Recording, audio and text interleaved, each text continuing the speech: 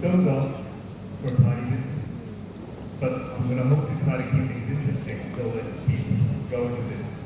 Now we are maybe perhaps changing the sequence of things a little bit, because there'll be some things that I feel will be a bit more important, perhaps you guys can get a bit more out of certain things, so we might run on schedule a little bit.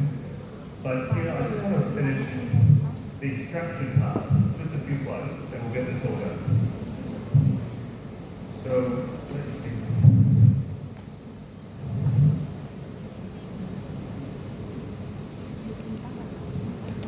Do you need to change the screen?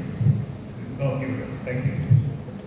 So just really quickly, for extractions, whether this is incisor or premolar, some patients just don't like having a gap there. They don't. And we need to put it in context. And just a quick word about context. Is there's, different kits available.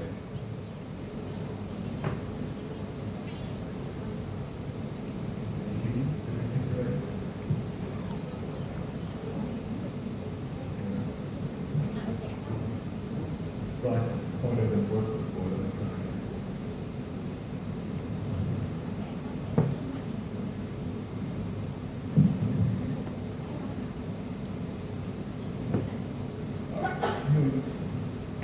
So different sponsored kits available. I'm not sure if you guys had experience with extraction cases, but what you can use is you can use things like Quantic paint. So it's like a little nail paint that you can just paint on the missing tooth. The main thing about this Quantic paint is once you do it, you're going to do it for everyone. So sometimes the patient's happy enough not to have something hiding the space, that's even better. And sometimes we also use something called wax, so you can see here, you make it sound really good, you make it sound really nice, you make it sound like it's a special tooth-colored wax that you're going to give them. And the nice thing about doing this is give them the box of wax, and they just put it in themselves if they want to. So you don't actually have to do as much out of hours work to just paint, so you can be a nurse to do this.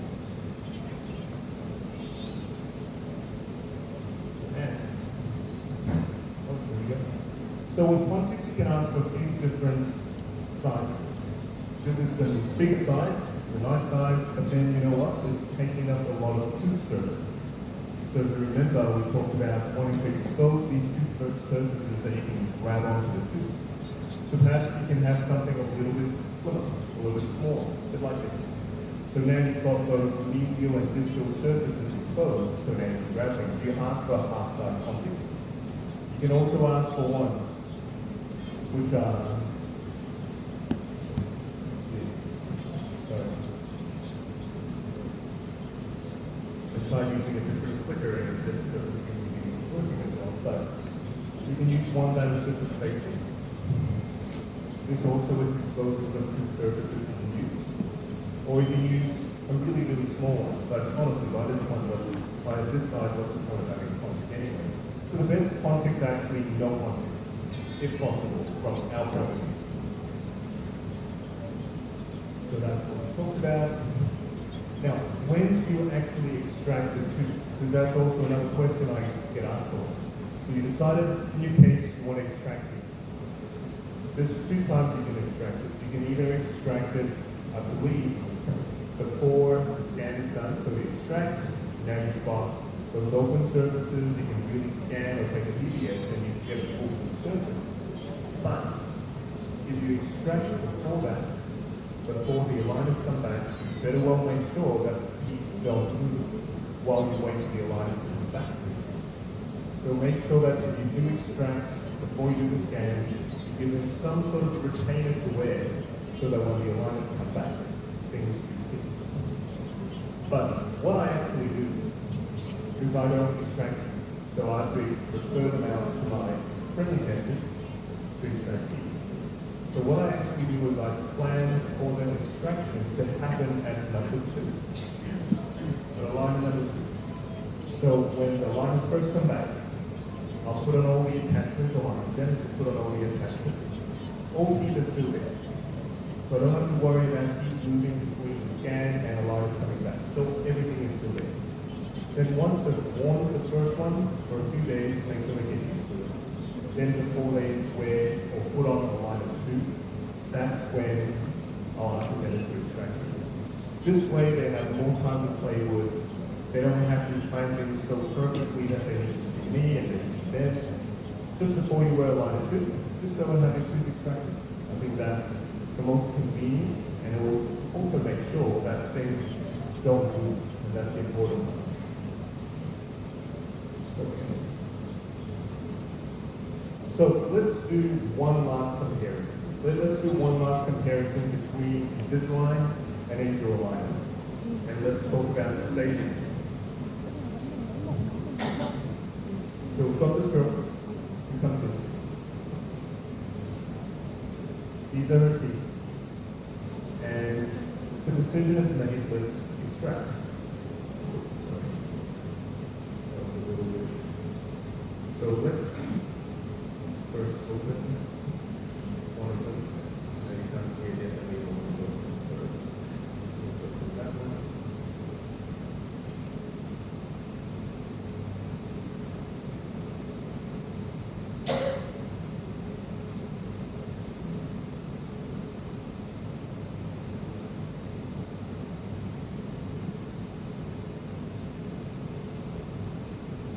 Okay. So let's change the screen.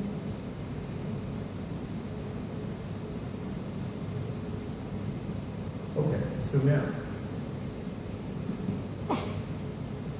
this is that patient, and we've asked for extractions.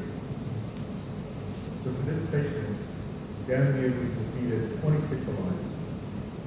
26 aligners for extracting 40. That's quite a division, 6 months. And this is the Invisalign plan. So I've asked for extractions. That's the plan. So on mass extraction, everything coming back together. Amazing, 6 months. All done. Bottom teeth, same thing. Extracted. Fairly en masse retraction, but you see how this is what you plan as well. You see how the canines are being more buckled. So now you've got this big surface right here to push against. So as you push on that surface, a little bit better, but still not a lot of space in between. So 26 aligners, space is closed, and you see all these tiny little attachments that Invisalign provides. These are the optimized extraction attachments. And I'm sure there's been a lot of research on this, but I think you will remember when I talk about attachments, I like things big. I like big surface areas, I want something to push against. So this doesn't really give us much to push against. Now if we compare this with the Angel Aligner, 4 aligners, there's 44 here. Compared. But the difference here is you can see the staging that's happening. You see the canines being visualized. We've got that nice big surface to push against the canine. Just as there for premolar option, there's a little bit of tip back rotation of these molars right there, as we also close it. You can sort of make out, you see how these tooth groups, that one in particular. Now these aren't true representation of the roots, by the way. You only get the true representation if you send in a CT scan. But this gives you a bit of an idea of that correction that they're doing in the background. And these are the plans of the Angel Align technicians. I didn't touch this at all. But you can see, really see how they're tipping back those into extraction spaces. You can see the intrusion of the lower interiors to open up the bite from the side. And you can also see how they are torquing those teeth a little bit extra, just to compensate for the fact that when you retract those incisors, they're going to die. Those incisors are going to retract, going to deepen the bite, so they have factored in some overcorrection there. So all that we've talked about before. So even though this is 44 aligners compared to the Invisalign version where there's 26. There's almost 20 more aligners. If I pick one of them, definitely I'll pick the one. This is more in line with my thinking. This is more in line for how I get control of my extraction cases. You know, I was talking to some people over lunchtime because I do use, as you can see here, I use both systems. I use Invisalign, I use Angel, I use a little bit of Spark, not so much anymore. If I were to pick something as a beginner for certain things, if I were to pick something for extraction cases, and if I approve the very first thing that someone gives me back, I will definitely find there's a much, much higher chance that you're able to get a nicer result with the staging and the planning that goes into the Angel Aligner technician compared to the Invisalign version. Not that you can't get the same result. Remember, the product is only one thing. At the end of the day, the doctor is important. But there's a lot less work for me to tweak it, to change it, to go back and forth with the Angel Aligner technician. And you know, that's where I come in with using more and more Angel now, because it saves me time. I feel like trusting technicians a little bit more. What comes back. You guys might remember that amazing case of a very crowded teeth through AI, what comes back and how much I need to adjust and edit. Okay. So let's go back. Alright, so that's our spacing, that's our extraction section. So why don't we have a look at now? Nathan, do you mind telling me what time is the next one? Next one is 3:30. Alright. So you know what we'll do is let's have a look at class 2 and let's also have a look at deep bites as well. Because deep bites I think is where a lot of the times you get those open bites in the back that we need to work on. Or, you know, what are the deep bites? Let's go. So with deep bites, just like with any sort of racist cases, you think the same. The diagnosis, the treatment planning should be very similar. Teeth, again, they don't know whether it's metal braces or it's clear liners, they just feel something. So we plan it just like we plan braces, and we're treating them with braces. We need to overcorrect, because you overcorrect that without the first curve CY to include those massages. So you've got that deep curve speed. A lot of times we see that in deep bites. So we want to level it, just like on that side. Now, what is important is you want to try to understand the difference between relative intrusion and absolute intrusion. Because absolute intrusion is actually very, very difficult to achieve with aligners. So with relative intrusion, I've shown you a few things before. If you procline teeth, the incisal edges, they divide just like I told you. So one instance is we procline teeth. Let's say that teeth are very retrocline already, they're already tipped back, or they're already very crowded, and you want to procline to create some room. That's perfect. Because then you can, when you procline, you're going to also get this relative intrusion that's going to help you solve two things together at once.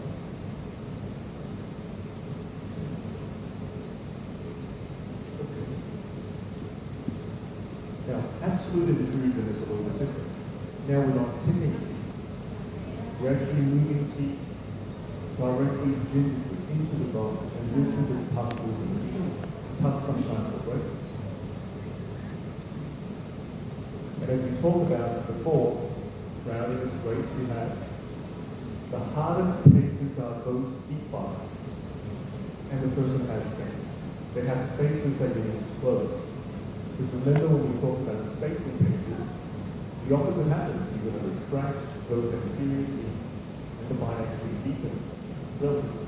So those will be the tough cases. You've got to be a bit careful. You might want to think about using something like this. You know, we've got this Angel Aligner with tags and buttons on the aligner itself. So you can see that we've got that button that's right on built into the aligner, and you just pulling the whole segment up. That's going to be helpful to improve some of these teeth. Could be used to buy. Otherwise, previously you also had buttons directly on the tube itself with a power chain attached.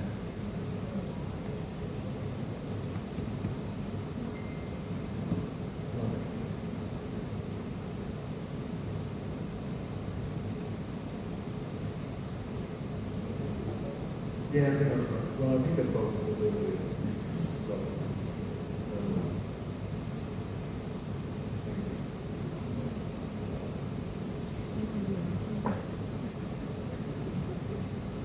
Let's see how it goes.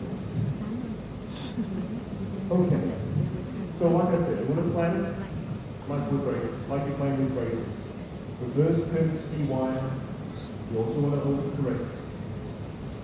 The nice advantage of using a line style fine is when you treat deep bite cases with braces, those top teeth are really biting on those bottom braces. So unless you have some uncomfortable bite turbos, a lot of times you actually start on the top and then you add on to the bottom later, where as you're looking here at aligners, you can actually treat both arches at the same time. It does that. So here we've got that reverse curve. So when you're planning your case, you want to achieve this straight curve, this straight line, but what you need to do when you plan for that overcorrection, you actually want to see. Do that. It doesn't mean you're going to get that in the math. You're not going to see those teeth go all the way down to your chin. It's not going to happen like that. But if you don't plan the overcorrection, you will never get straight results. So we want to do that. So start with braces. That's what we have. So that's where the overcorrection comes in. You notice very quickly there's a lot of overcorrecting. You're overcorrecting tip, you're overcorrecting intrusions with deep bites, and that's part of the planning process of this one. You overcorrect quite a bit. So from the front, we had a look at this already. We want to intrude those anterior teeth. That's the straight realigner that it wants to go back to. But if you don't have the attachments at the back to support it, it's not going to happen. So unless you have attachments at the back, the line has been stuck anteriorly, and this back portion is not going to sit down properly. So horizontal rectangular attachments act as anchorage, hold those back teeth down and hold the aligner down, and now you can intrude. And what's really helpful as well, I find, are these pressure ridges from Angel Aligner. So they have these, just like the ridges that we talk about torque with the line. These ridges are actually pretty good. They're on the incisal surface, which is the strong part of the aligner. And it's going to help create that extra pressure. Now, it doesn't mean that you can forget about the attachment support that's there. So you still need something on the sides here to support the ridges that you see here. But that's also adding that extra bit of extra push, that extra bit of overcorrection. Now, this is what's important, and this is what I think a lot of you guys have been asking about, is that posterior overglide. How do you fix the posterior overglide? And actually what I want to talk about it more is what actually causes it in the first place. I believe, and that's some people's belief as well, the reason why you have that posterior overglide a lot of times is because you didn't intrude those incisors enough. So you planned to have that reverse curve, but you didn't quite get it. Now all of a sudden, you're biting on your front teeth. And that interference is not allowing you to actually close all the way in. So one of the things that you can try to do to fix this is intrude, overcorrect. You did not intrude enough. So that's one way. And of course, if you're happy with how those lower incisors are sitting, then we need to do something else that will look at them all the way. So we've got biturbos, which Nathan already has sort of talked a bit about in his introduction this morning. We've got these curved biturbos, that's very useful. To hold and lock things in, especially if you're talking about class 2, to hold the door forward. It's actually a little curve that's going to hold the mandible. Just like that. I actually had this, and when we talk about kids, we talk about another solution that Angel One has called the A6, which is to correct class 2s for teenagers and kids. And because it works so quickly, sometimes you want to hold things, and Nathan and Angel One and Melbourne were able to help me organize some retainers that has these biturbos on them to help while they're holding and retaining teeth. We're also holding the jaw position as well.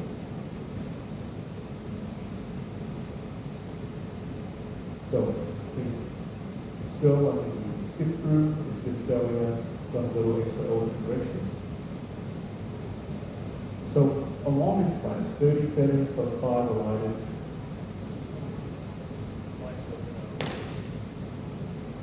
So that's the beginning. Intrude the lowers, we overcorrected.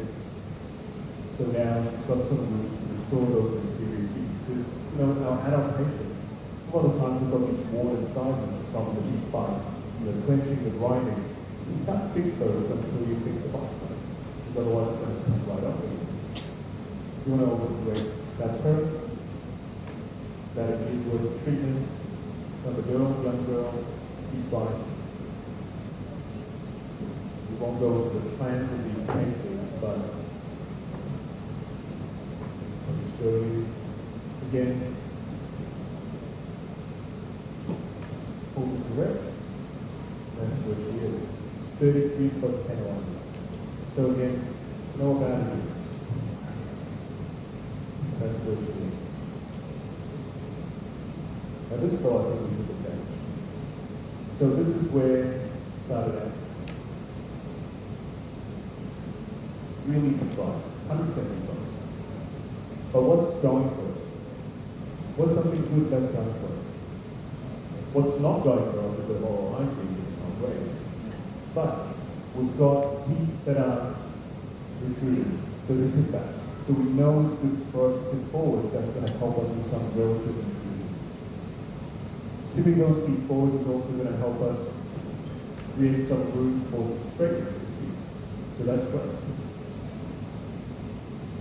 So let's have a look to see how we plan this. So that's the bite. Wide open, you can see the three-step occlusal plane there.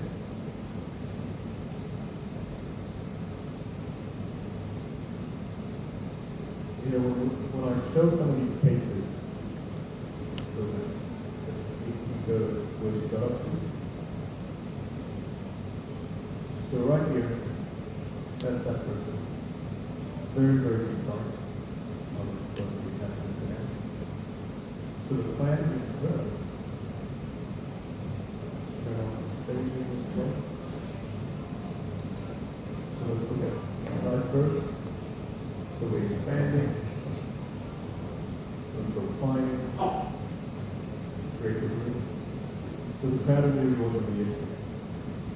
Now, this is what's happening. So you can see that we're intruding. And I intruded to the point that now I've got an interior overbite. So ideally we want things to fit a little bit closer like this. But now I'm even intruding until we have that overbite. But am I going to get it? I'm not. For someone this deep, there's no way you're going to get an overbite. And I've got, when I talk about these cases and overcorrecting, I always get the question asked about, well, aren't you worried that you're going to get that overbite? You're not. You'd rather buy, I don't know, if it's a tax lotto here or like the lottery, you'd rather buy a lottery ticket. You have a better chance of winning lottery than getting that overbite. So you're not. But if you don't plan it like this, that's not going to happen. And you notice I also have these rectangular attachments. That's going to help with the retention. Got these elastics here, which we'll talk about a bit more in the class 2 section, but that's the plan. So we go back to this now. If I did not plan for that open box, if I didn't go all the way down to create that open box, what's actually going to happen, I predict, is that we don't have the complete flattening of the curved sleeve. I think we're still going to have a little bit of this curved speed that you see here, if I do it correctly. Because you don't get that full expression. We already know that from the all of research that they've done. And if you don't get that flat curved speed, what's happening now is you're going to get these heavy contacts at the front. So the patient's going to be biting there. You look from the side, you still have that curved speed. Those low incisors are still over extruded because I didn't hold it correct enough. And now when the patient bites down, that's the first point of contact, right there. So now the back teeth are touching. And it looks like this person has an open bite of the lip. So this open bite isn't created by the back teeth intruding and opening. It's actually because the front didn't do a good enough job over-correcting that's causing it. So one of the key things I found is I always plan my cases, especially deep bites, I always over-intrude the back teeth, so I don't want to see any contact at all with the plan itself. And for the back teeth, I always want to see heavy contact. So I want to see all this red all on the back teeth. Not that you're going to get it, but then if you plan it that way, then you have a better chance. So this is her after 38 aligners. So this is the initial first 38 aligners. The bites opened up really nicely. We don't see that dreaded posterior open bites because we had enough open correction in. So that's her. So you can see that those incisors are a little bit lower compared to everything else. I didn't get that open bite that I planned for. I didn't get it. If anything, the bite's still a little bit deep. So make sure you overcorrect with deep bites. 7 more aligners, and this is what she is. 10 more. So the main hard work's done. Now it's just a little bit of tweaking. Now after that first part, how I talked about you want to have not that many refinements. We want to have maybe 2 sets of refinements is my aim. I want to get 80% of the results after the first round. Then I just do a little bit, we get them out of the next one.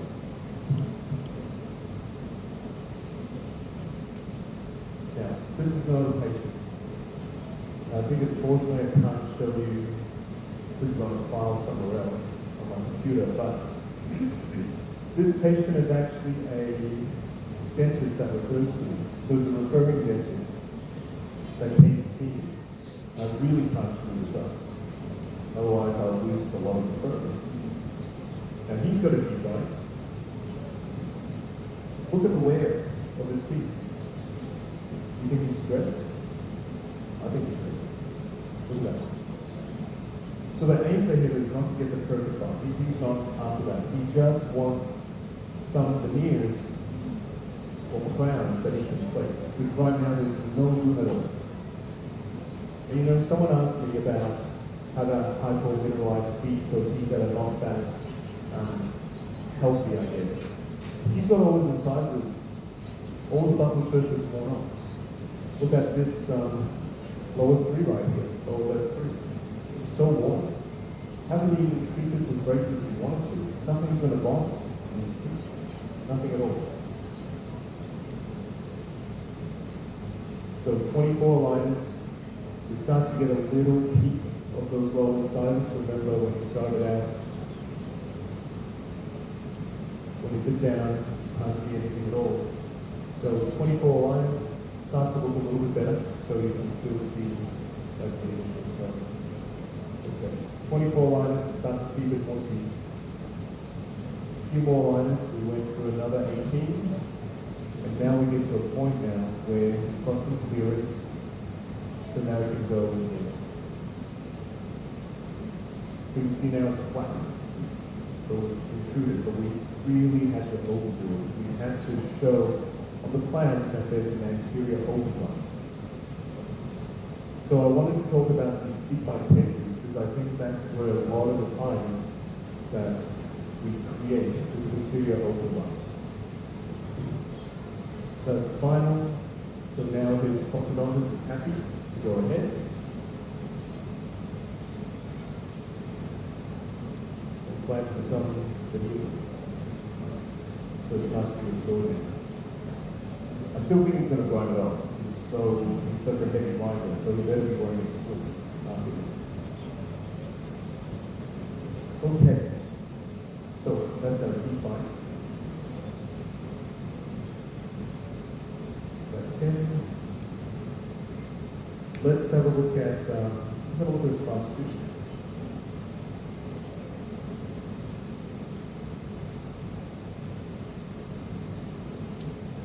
Okay, class 2s.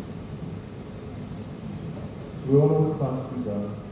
Increased overjets, canines upper to the usual of the lower canines, but it should be the other way around.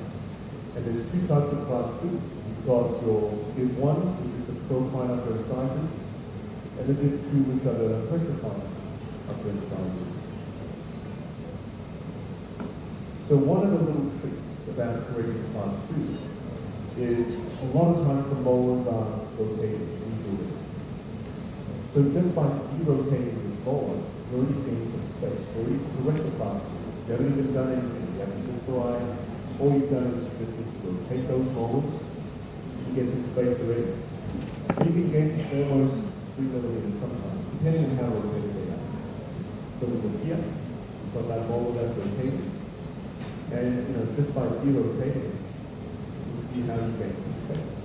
And with that space, you can use now to dislice that molar. You can use that space to retract those premolars and canines that help with class 2 before having done any elastic wear or anything like that. So here you can see those molars derotating. So are the premolars, especially on that side. And now these teeth are coming back. We are already hoping to create some room to create correct class 2. You look at the side right now, all we're doing is rotating. Look at the first molar from the beginning. Just by derotation, we improved it by about 1.5 mils to 2 mils. So that's a nice little cheat code that you can use. And remember, when you're going to do this, make sure you need those attachments. You want that attachment to be a little bit facing like that. So this way. Okay. So that's sash, attachment that I like.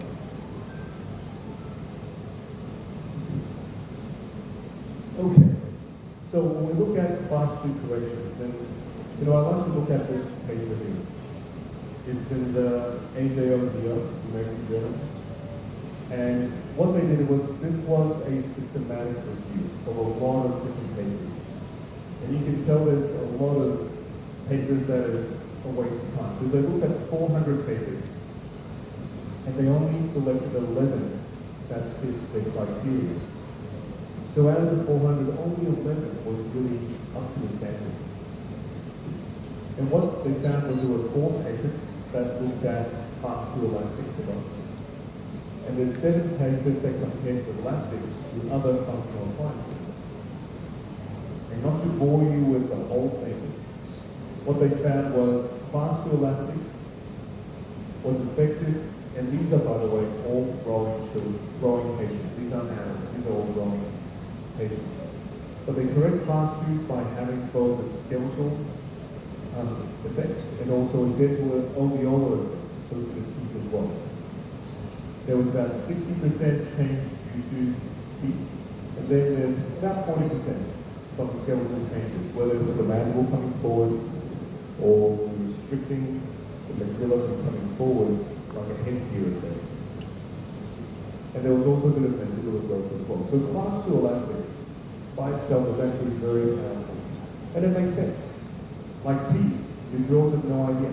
Doesn't matter if you're wearing elastic bands, or maybe you're wearing like a Herbst appliance. All it's doing is feeling that force. So as long as the patient is consistent enough, your bones will not know any different either. And when they compare class 2 with other things, similar to the fixed functional appliances, they are very, very close as long as things are worn. So class 2 elastics, if it's worn, very, very, very effective. And if we look at class 2 elastics, so how do we put class 2 elastics on? Traditionally, we have button cutouts and precision cuts. So any one of you who've done any sort of a line work, you have seen something like this. And you can run a rubber band, run an elastic band, run an elastic band,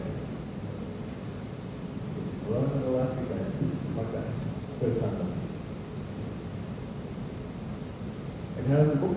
So with the mat, you actually have a little notch, a little cutout, and you've got a button. So this button here is actually something that's on the tooth itself. This little notch is something that's actually pulling the whole aligner. And that's the traditional way of doing this.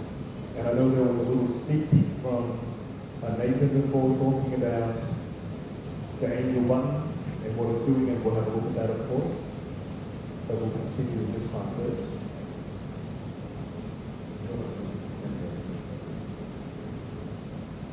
So, we've got a horizontal force. When we are pulling with a class 2 elastics, what is happening is you are pulling up here. You see we're retracting the upper segment, but we're pulling horizontally on the bottom segment. But don't forget, there's also a vertical segment to this as well. So you're actually actively pulling on the aligner down. So you can imagine as you go back, as you're pulling on the aligner itself here, it's actually trying to dislodge that aligner. So it's very important when you have a precision cut or an angel button, you need to make sure you have some sort of an attachment to make sure that the aligner doesn't dislodge. You're going to make sure it stays on, make sure it doesn't dislodge. Now on the back here, when the button is actually on the tooth, so you're not pulling the aligner, you're pulling on the tooth itself, the force that this tooth will be feeling is actually going to rotate that tooth. So it's going to rotate that tooth and ease you in as you're going to pull from the back here. So you want to counter that when you're wearing a class 2 elastic by putting an attachment easier to that button to make sure it doesn't rotate. Now there's other options. You can go from precision cut to precision cut, but remember, if you do that, there's some vertical forces that's going to dislodge the aligner, so make sure you have some plastic that's on it. Or you can go button to button. So there's no forces at all to those front teeth. But just make sure you don't rotate. So this is where, again, I have a little difference in opinion sometimes with some of these companies. I know angel buttons are great, they're good for a lot of cases. So our precision cut, which is the angel button, I think is an upgrade from the precision cut. But what's happening when you're pulling? When you're pulling on the precision cut, it's not just pulling the tooth, it's pulling the whole aligner, right? Because the aligner is being pulled, that's what it's feeling. So what it's good for is these front teeth are already proclined. Let's say the class 2 did 1 cases. It's perfect, because you want to pull the whole aligner to help pull the teeth down. What it might not be so good for, is what if it's a div 2 case? What if those incisors are actually already retroclined? You're trying to procline them back out. You're trying to tip them forwards. But now if you're running an elastic pulling on the whole aligner, it's counteracting what the aligner is going to do. So in cases that you want to actually procline the incisors, I would suggest you have a button to the canine. So I would suggest you have something like this instead. So now instead of pulling on the whole aligner, you just have the button on the tooth and only the canine is feeling force instead of the whole aligner. So that's what I think about which to use.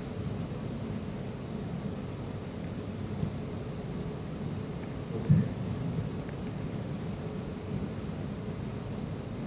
So, talked a little bit about this, again, overcorrecting. If you want to distalize teeth, you're going to lose a lot of anterior torque. So just like we talked about pulling the whole liner, it's essentially pulling those incisors back. So you need to counteract by putting in some extra little root torque to counteract that contraction that people are feeling. So, in his case, slightly older adult came in because she was thinking about she's got a wedding coming up. How many times have you heard of ladies coming in? There's a wedding in a few months. I just want my teeth to be straight. Didn't give you much time. But all she wanted really was to get those incisors straight out. And we know, piece of cake, you can do that quite easily. But she's also class 2. So what we did for her,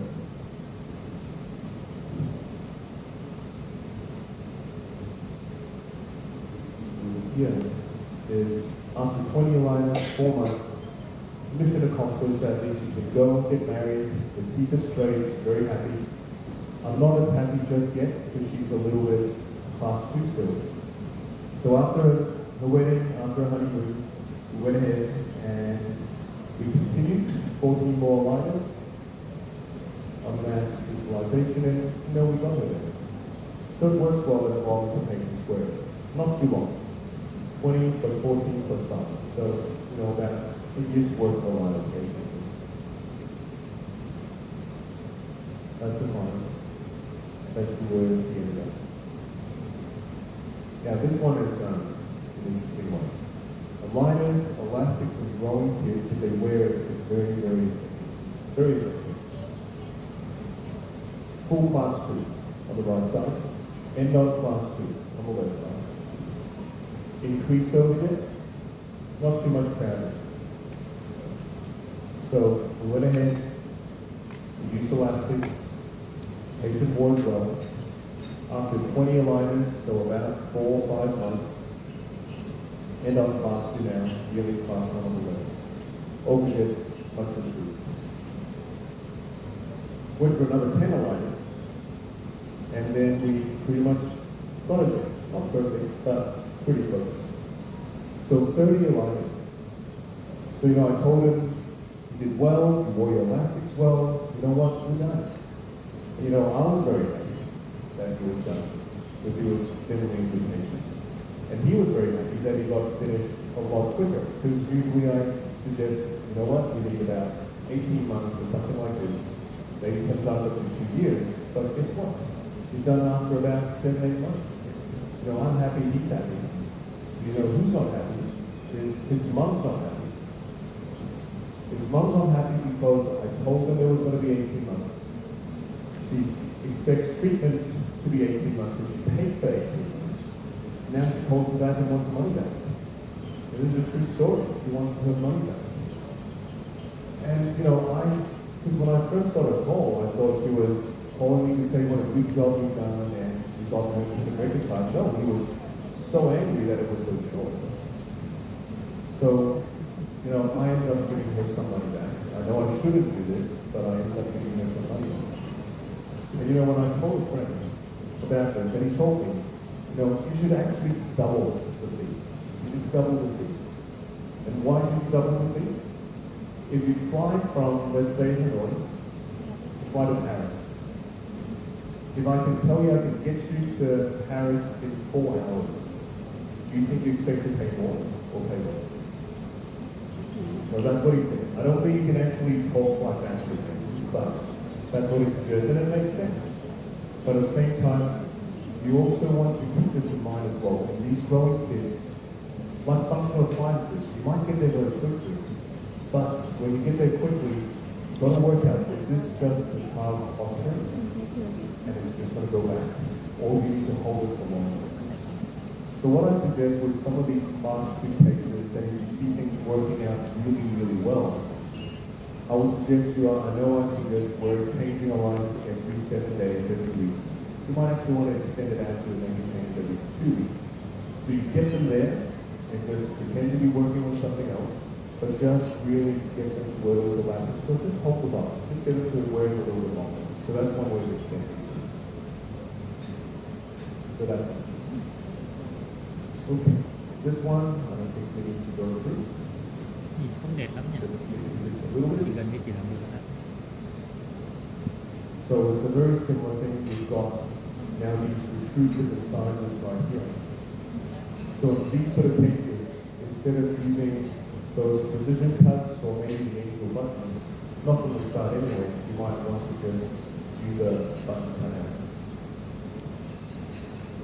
So that's patient,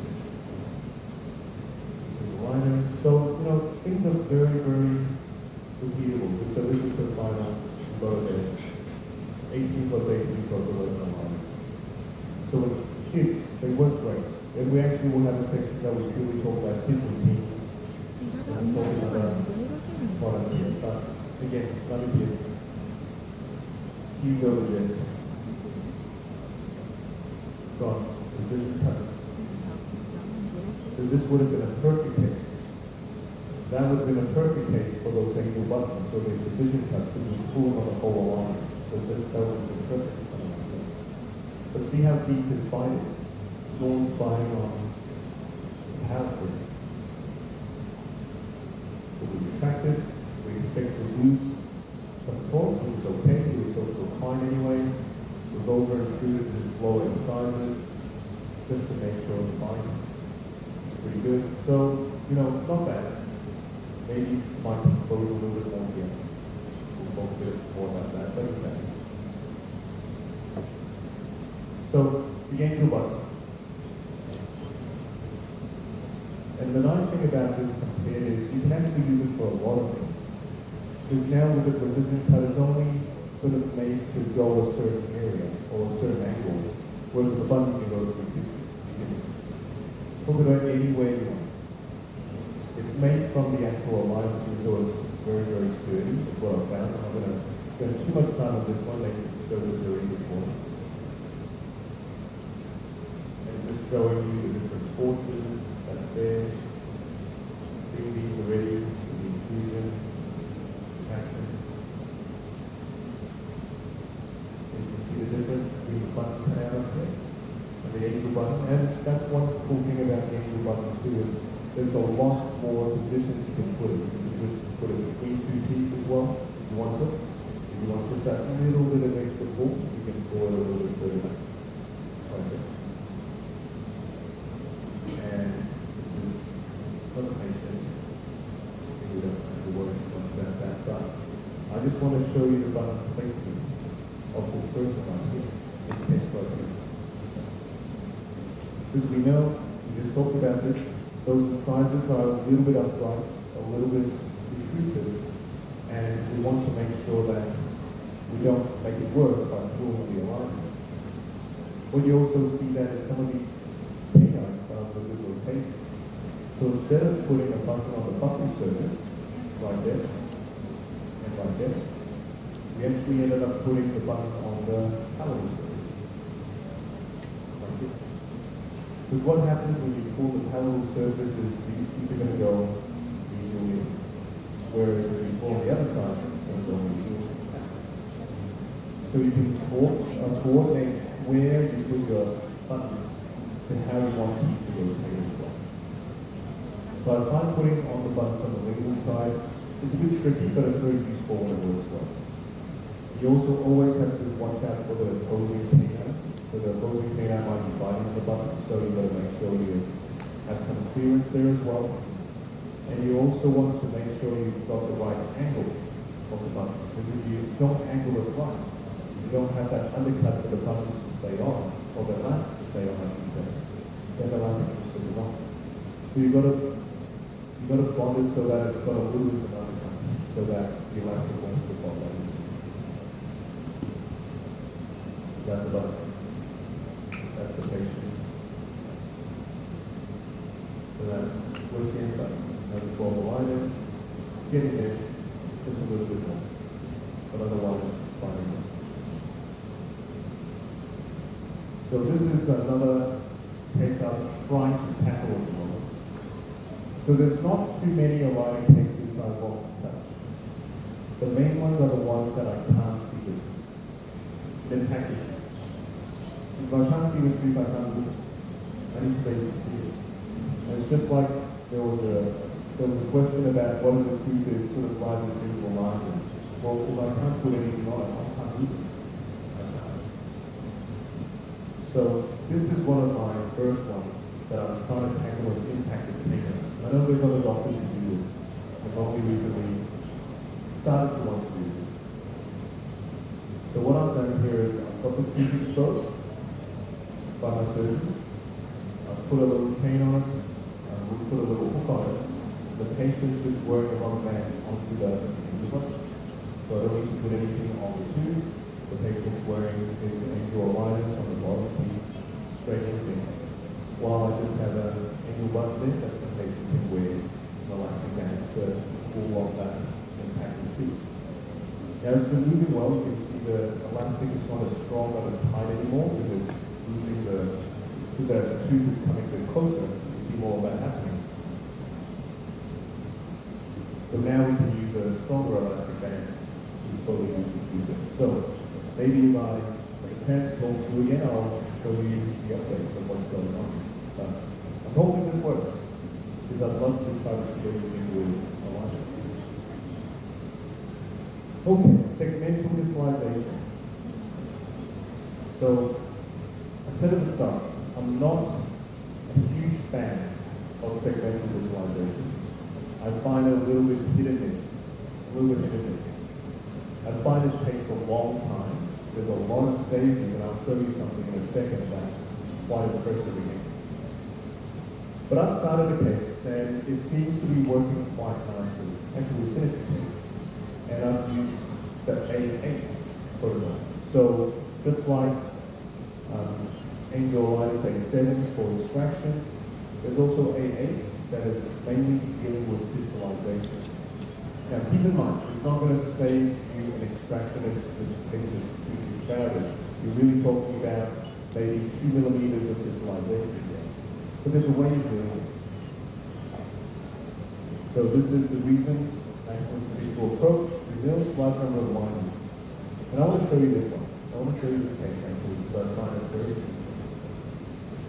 So it's part of what I do in Melbourne, Australia, together with my business partner Jeff.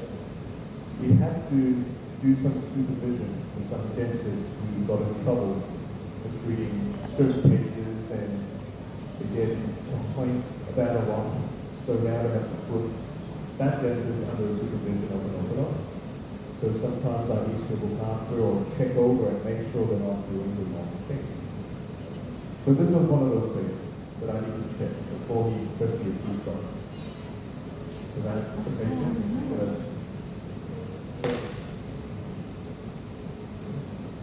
That's the X-ray. That's the set. That's the numbers. And this is what they wanted to do. So that's the end result they wanted. This is where the patient started at. So this is where the patient started at. Now I want you to have a look just right at the bottom of the screen here. Too small. It says 99. There's 99 alignments for this visualization. And no wonder you're sort of thinking why I don't want to do this. I'm actually disappointed they didn't make it 100. Might as well. Let's get to 100. There's 99. So let's see what happens. So you can see the molar moving back. So we're still moving back. Okay, right there. So we're aligning number 27, 28, before anything else happened. All that's happened is that second molar moves back. And mind you, this is in the day where they still suggest people change every 2 weeks. So this is 1 year. 1 year, all that's happened is the second molar building. And for this person's Christmas present this year, the next molar starts moving back. So, right there, for Christmas, this first molar starts moving back. So we're now at 45, almost the second year. And now for his next Christmas present, the premolar starts moving back. You know, at this stage, at 61, 62, the patients see nothing happening at the front. Nothing at all. And he might start asking the doctor, well, it's been 2 years, I can't really see anything happening except I've got these sweet stuff in my back. That's amazing. So 64, whatever keep going. Go all the way down. 77, 78. That's when finally patient sees something. And then now those front teeth actually start to go quiet. And now they start moving. Finally at about number 88. So this is the point where it's about 3-4 years now. Finally those front teeth start moving. So huge number of alignments. I mean, that's crazy. That is crazy. And there's better ways of doing this, of course. I just thought I'd show you this because I found it a little bit funny. Not for the patient, but for me. That's just a different angle where I don't think we need to really go through that. But you see how slowly things happen. It's 1, 2, 2, 3, 4. So like I said, I'm disappointed it didn't go to 100. But we have the AA solution from Angel, and this is where I actually started trying again. Got the AA. And this sequential visualization, step-by-step movement. là cái cơ chế We'll của go through a dây little bit of this and I'll show you what happened in my case. So, protocols. The designs of attachment, sequential staging. Elastics, because it's very important to have elastics. And the shape, vertical control. And with attachment design, we're visualizing teeth. So again, it's nice to have these rectangular attachments that you have a surface to push against. And by the way, all of this should be, a lot of this anyway, a lot of info is on the website of the portal. If you already signed up, there's a lot of these tutorials that's very, very, very helpful. And they state it. So the difference with A8 to the plan that I just showed you before with 99 aligners is when you look at the staging sheet, when you look at the staging sheet, the blue line shows you at what stages these teeth are moving. So you can see 1.7, 2.7 here is moving for these stages. And then there's some overlap. So the 1.6 is moving, and then the 1.5 is moving. So instead of moving teeth one by one, you visualize the molar first, the most distal molar, or a few alignments, and then you start on the next molar together, and then the third one. So when you visualize, that's how you can save time. But I wouldn't visualize, and they don't suggest visualizing more than 3 teeth at a time. You don't want that. So visualize, you can do it together, step by step. You can overlap some movements, but you usually see, we call this frog, because it's kind of looks like a frog, that staging pattern. That's what we used to call it. Now you want to be able to do this as well. When you're pushing, this tooth back, so what's going to happen with the front? Front teeth are going to feel a push forward, because you can't push one side without any other forces. There's an equal opposite force. So when you actually visualize the molar, the front teeth are also feeling the force that's pushing it forward. And if you don't control that, you end up not really going anywhere in the end, because you're pushing the molars pushing incisors forwards. By the time you close it, you have a good feedback. Everything sort of goes back the same. And I think that's where my issue lies when I was trying to visualize in the past. What I didn't understand is that. So I didn't get the patient to wear elastic bands to help back it up. Because when you're pushing these forwards, you don't want your incisors to forwards, you wear elastics to counteract that. And one really, really interesting and cool feature when you want to use AA is there's actually a little tap at the back. So there's no distal part of this last step. So what that means is we've got the aligner wrapping on the medial surface here, pushing it back. But the front teeth are not feeling that much pushback because there's no aligner here at the back pushing it back that way. So I find that this actually very, very helpful. A good start. I would have thought that. So elastics, you can see teeth moving one by one, but then at some stage they sort of move up to the bluest and movement green for the stop. Wearing elastics. That's where we are. So that's the AA protocol for visualization.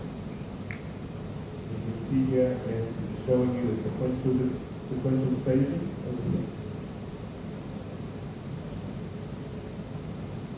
So you can see how there's follows this pattern.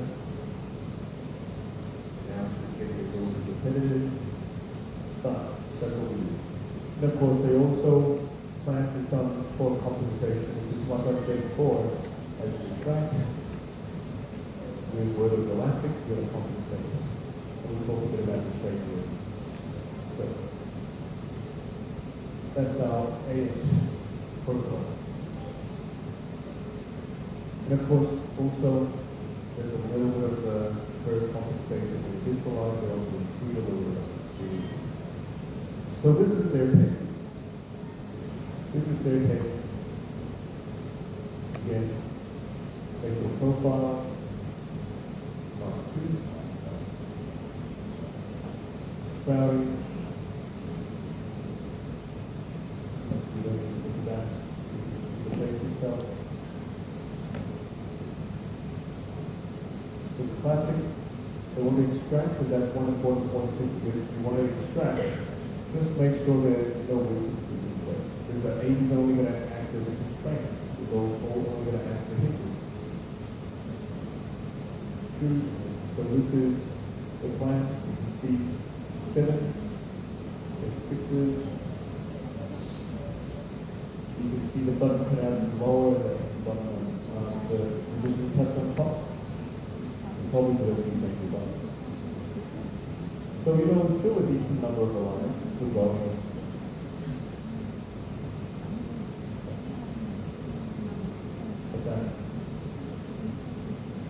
So what I got up to. Still a decent number, 60 lines. But at least weekly changes. That's it. Like 60. That's good. That's good. Really good. And this is a little refinement.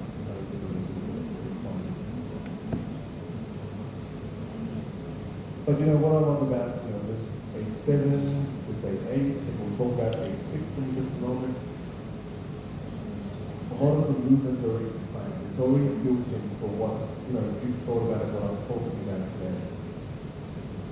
So you don't have to think about the statement. So this is one of our patients. This is the loop. That's it.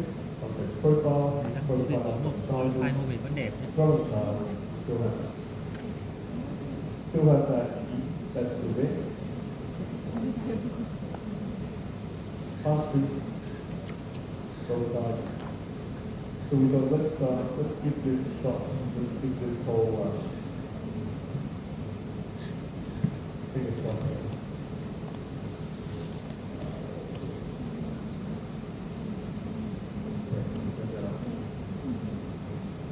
Let's go to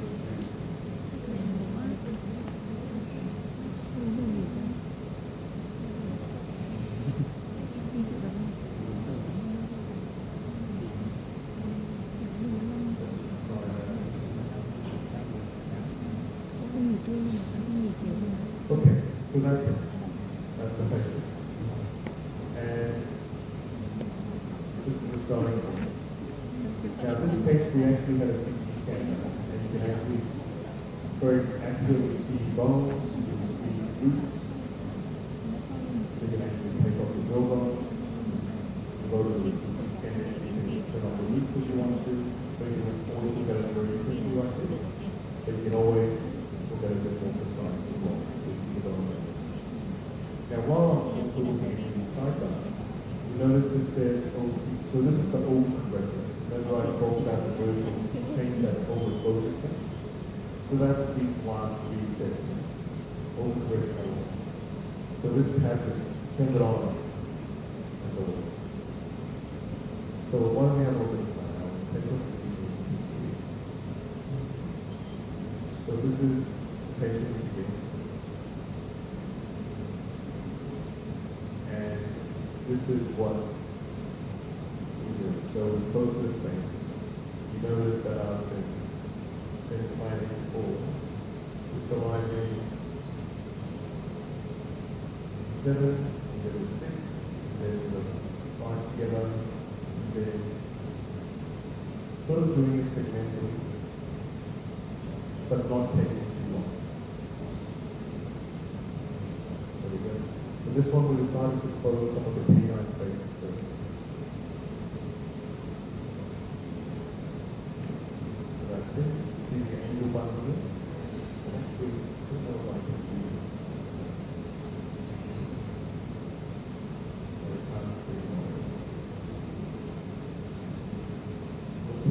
That's all right. So this is what we did with the segmental visualization. One by one, vertical elastics to push against that surface right there. Angle button to help with retraction of some of the teeth. With the button on that, with an angle button on the bottom. Okay. So that's my visualization. Okay, so let's have a look. So that's it. After those 32 alive, worked pretty well. Fast one, not quite, almost fast one. And then this is what I did. Can you see?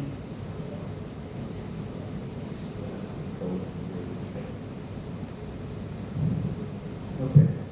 So we've got a little bit of posterior open bone. It's a sneak peek of what we're going to talk about. And what I find is a very useful thing to use. And of course, you can have attachments on the posterior, you can have attachments, those long horizontal attachments, or what I find that's very useful is the patient just wear elastic bands. So he puts some buttons on, grab an elastic, and what you need to also make sure is, can you see a little space? It's like there. Bottom here as well. You've got to make sure there's enough room for the teeth to actually extrude into. So elastic bands, 2 months. Buy some horse clothes. Just need a little bit more. That's Cái where. hở cho đi sang. So combination of a few things. Visualization. Nhưng mà ý là At the end, just nó là finishing đúng, off nó with có thể a là little, just a cho little trong time mày for hoặc có thể là cho That nó works chưa đủ phía trước very well. răng khi mình cái cho nó cuộn này. Now, you can also use clear buttons. I know you might think about that, it's pretty ugly for the patient who wants to line it. There are clear buttons. Dùng tay nó thường nếu I wouldn't necessarily be pulling on using angle buttons though, because now you're just pulling your line, you're not pulling the actual tooth itself. So you actually want button cut out for something like this. So for a lot of times, if you want to get that open bite posteriorly corrected, besides having intruding those lower incisors, which you can see here, we don't have much more incisors that we can intrude, because we open bite really. So we just want to use some elastics and just wear it. And it works pretty much. So that's it. So about, a year and a half, 20 months of treatment. That's it. So I don't think we need to talk about it too much, but it's a surgical case. So she wanted surgery. She's not all class 2 patients are growing. So in a non-growing patient, you want to actually consider your surgery, which is what you've done. So you can see here, narrow up the arch, very V-shaped. At the bottom, it looks like a completely different person. It's like so wide, and the top is so narrow. And we have big over here. So we decided we want surgery. So first we need to make sure we got better arch coordination. So we expanded dentally, like we not surgically. You can see aligners really can help change the arch form. We're talking about the aligners change arch form, this is the thing. See, quite narrow, quite wide. This is not an orthopedic change though. This is just purely dental. So this is dental arch that's changing, not your body. So the patient needs actual expansion, needs a bony change, you still want to do that first. So we've got the arch coordinated. top and bottom, straight, got some space. That's her pre-surgery. And we need to kind of, just like with the braces patients, you need to wear elastics for after surgery to hold things. Now we just put buttons on. We have buttons, with some attachments on the side there. That's the patient recovering post-surgery. The things are settling down okay. That's her straight after surgery. She healed really well. This was about 2 months after surgery. And that's where we finished up. Is that? Okay. So that's our class 2 bits. Now we've got about 15 minutes, 3:30 maybe. That way. Yep, got about 15 minutes to maybe let's start the kids section. Mình đi ra So thì we'll em talk bay about dưới kids, này. because this will lead up into another A that Angel Alana has, called A6. And A6 is what got me really excited about Angel Alana back 2 years ago. Because A6 is that twin block system that Mason was very interested in. I think that was incredible. Alright, so let's find what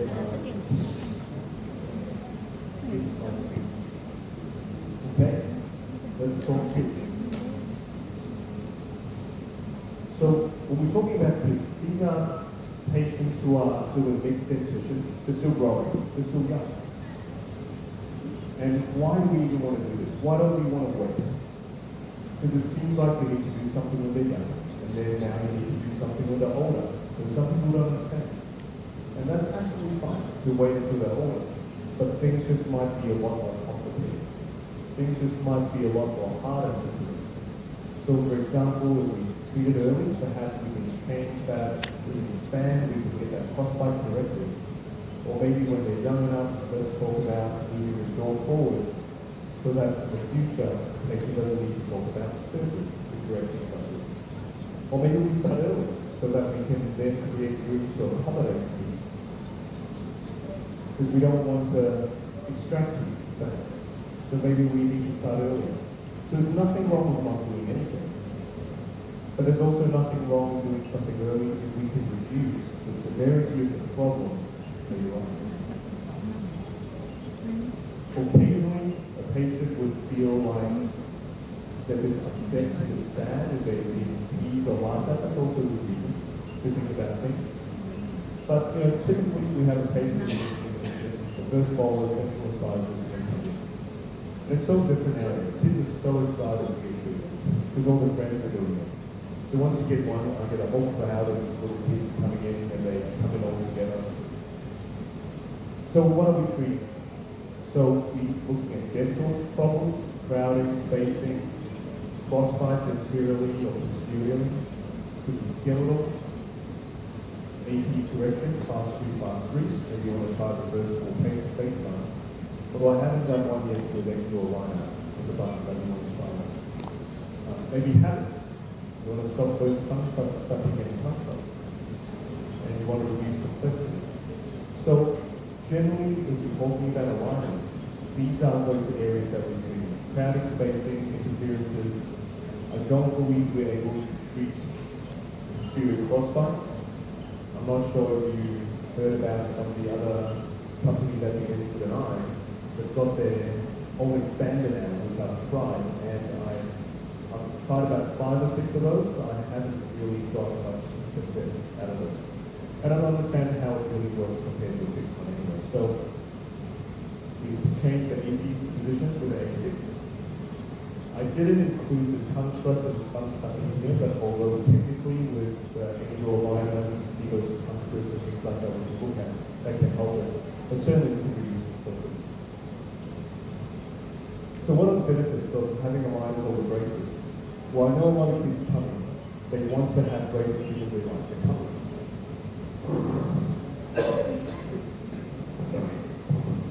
They want the colors. But then you know what, they're a lot more comfortable. They don't need to change the diet because you can take it out and eat as per normal. It's actually easy also to maintain hygiene because you don't have all these extra little things that you need to wash away. So let's look at this a little bit. And again, one of those things, with kids, it's only been around very so there's not a whole lot of angel alignment, but I'll show you a few A6 ones. But a lot of this valley part is done with another brand. So this is the tongue. Put an anterior crossbite. See right up there. Quite crowded as well. So we want to work on the crowding. So after 23 alignments, corrected that anterior crossbite. That wasn't hard. Good wearer. So we've got more space now for those canines to come through. A little bit more. After another 17 alignments, things are coming along very nicely. That's her. So about a year's worth of alignments.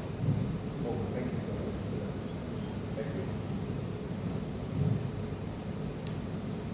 And we finished. They're in mixed stage, but we've left a bit of extra space. Lighting very nicely. And if everything develops well, you might not even need the second phase. You might not need phase 2 if everything comes through nicely. But the one thing you do want with all new patients actually, and they always forget this, they always forget this. Sometimes they think doing phase 1 means that's it, no more treatment in the future. It happens so often. And they get into a bit of, not an argument, but a little chat, just make sure you write it in notes and send the patients a letter. That always says, well, there could be still another phase, but they always forget about that. So just warn them. But someone like this, if teeth comes through nicely, I don't think they'll need another phase.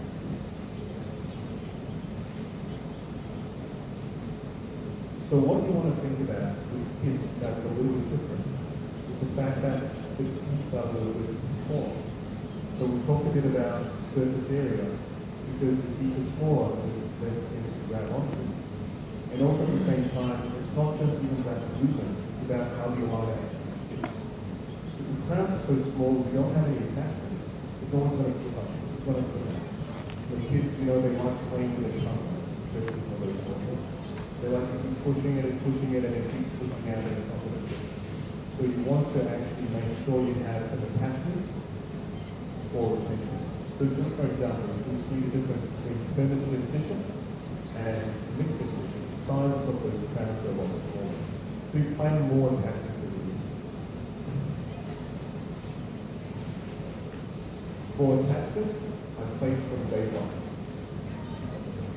I place from day one and I leave them on between the findings. This is what I usually do. And you also remember it's a very changeable environment. There's loose teeth, tooth fairy comes, and then a new tooth comes out, and all the aligners we plan aren't going to fit anymore. And that's what we do. We just have to plan, we just have to tell them it's something that needs to be changed continuously. You might not be able to finish the whole set of aligners. Thank God you don't have to do any more PDSs. Have you guys ever done PDSs for aligners? I don't think Angel takes PDSs, right? Yeah, back in the day I remember, this was back in those Invisalign center days. I'll be taking PDSs, and this is the worst feeling because you've got to hold it in 7 minutes back then, and you don't even know it's going to turn out. So the scanner, concept, so good. So you're just going to have to be good at scans. It's going to keep taking them as things stop fitting. And here's another thing as well. It's very important the time from the scan to delivering the aligners can't be too long. Because remember, teeth are moving, they're erupting, they're changing. So if you sit down, sit on your bum for too long, the aligners coming back on the fit anyway. So you want to make sure that you get things back quickly. Or actually make sure that you wear something, even though it's not perfect, something to hold the teeth before they come out. There's things called eruption pads as well. So you can predict, let's say, this sort of area. This line one, but an Angel aligner has one, and I actually think it's a bit better even when you look at another case. But they can try to predict the tooth, and so they don't need to do another scan. But you can ask for eruption pads. And for deciduous teeth, you don't want to, if they're already a little bit bowed off, maybe you don't want to plant it in the unit. It's okay to leave deciduous teeth a bit out of line because they're going to be lost anyway. But you just have to consider a lot of changes, a lot of changeovers. So how are we doing with time? Do we stop here? We've got 4 minutes? Okay, let's go 4 minutes. So we talked a bit about expansion. Use the RP if you need skeletal changes. Nothing beats that. I don't use the movable ones. I only use fixed ones. I just find that it works much better in my hands. I find it as removable sometimes because of the thickness of it, it's a little bit uncomfortable to take it out. A line is slightly different thing because it's a much, much better fit as well. If you're going to use aligners, only expect teeth changes, not bone changes. And it's very good if posterior teeth are tipped inward. So for example, I don't know if it's not a kid's teeth, but it gives you a good idea. See how, when it starts out, how tipped in these premolars and molars are. That's perfect. That's where you need the dental arch expansion. If they're not, you need to build in some compensation. Just like everything, you need to compensate, you need to overcorrect. Big surface area. I'm not that creative, it's just those main points you always remember every sort of movement. So, let's say we're tipping the molar. A lot of times this happens. And this is also why you sometimes see that open bite. So you see when you tip this molar, this panel pus hangs down. And now you have a bit of an interference in the back potentially. But see how the buccal pus is a little bit higher. So when you look down on the patient's mouth, you might see that little gap there. It's not really an open bite, but it's because that buccal pus is hanging down that's giving you an open bite look. So in your cases, if you're finding that open bite and you've expanded excessively, that could also be another reason why you have that posterior open bite. But something like that will work really well with a button, you wear an elastic, an ankle button on the bottom, they'll just pull them in. So you can see how that panel is plunging in. It's like that. So you want to build in some correction, some recorrection. So you want to add some buccal recall. Just like when you sort of think about the anterior teeth, same thing applies to the posterior teeth. You want to Like add một some xương thì sao? buccal recall. Thì thôi, And drag it back thì as thôi, you drag it. thì đang nhìn nữa. I think I just got red carded back there. So, let's pick this up after break. So we still have the kids section that we're going to go through. I think